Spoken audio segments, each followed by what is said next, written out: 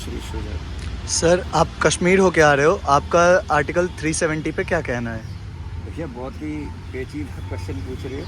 हाँ, ये सच है कि मैं 15 मार्च से लेकर के और 21 मार्च तक मैं जम्मू कश्मीर और उस क्षेत्र में पूरे में रहा हूँ और वहाँ की आवाम से भी मेरी बातचीत हुई, सीआरपीएफ के जवानों से भी हुई, आर्मी के लोगों से भी हुई, लोकल पुलिस से भी हुई, लोकल लोगों से, मतलब जो मेरी जिज्ञासा थी मैंने वहाँ पे बातचीत की।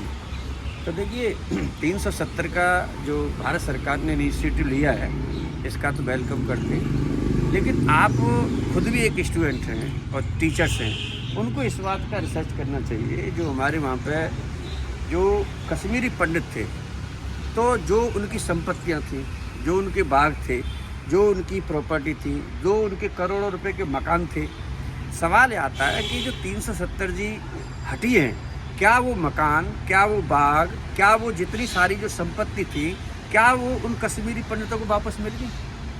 अब इसमें क्या हो रहा है कि जो एक चीज़ और भी मेरे को देखने में आया कि 370 हटने से कश्मीरियों को बहुत बड़ा फ़ायदा हो गया इसमें।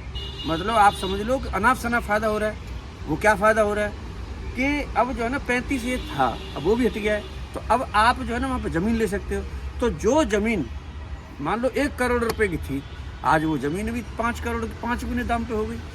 तो यानी कहने का मतलब है कि तो जो कश्मीरी जो मतलब थे आज की डेट में, उनके लिए तो बहुत बड़ा फ़ायदा है, लेकिन वहाँ पर भी जो कश्मीर के ही थे और कश्मीरी पंडित थे, उनको क्या मिला, ये है सवाल।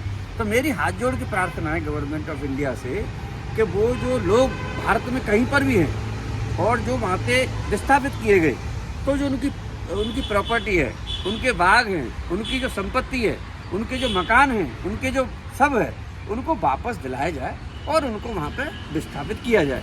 साथ ही साथ टीचर्स हैं, स्टूडेंट्स हैं, वहाँ की सेंट्रल यूनिवर्सिटी में उनको डेपुट किया जाए, वहाँ पे मतलब नौकरी दी जाए, उनको भी दी जाए। भारत के और जो मतलब स्टूडेंट्स से, टीचर्स से, उनको भी, और ये जो सेंट्रल यूनिवर्सिटीज है ना, इनमें ट्रांसफ़र सिस्टम लाया जाए। अब कोई दिल्ली यूनिवर्सिटी में आ गया, 150 साल, 40 साल, 30 साल एक ही कॉलेज में बिता रहे, आपको पता है उससे उसकी एफिशिएंसी और कम होती है। तो जब इनका ट्रांसफ़र करोगे कॉलेजेस से, मतलब जैसे यूनिवर्सिटी ऑफ दिल्ली है, इनके टीचर्स को भेजो कहीं और, मतलब पूरे जो गुरु नानक देव जी का वो था, जो भारत का पूरा इंटेलेक्चुअल दिल्ली में बैठा रहेगा, तो बाहर की देश का विकास कैसे होगा?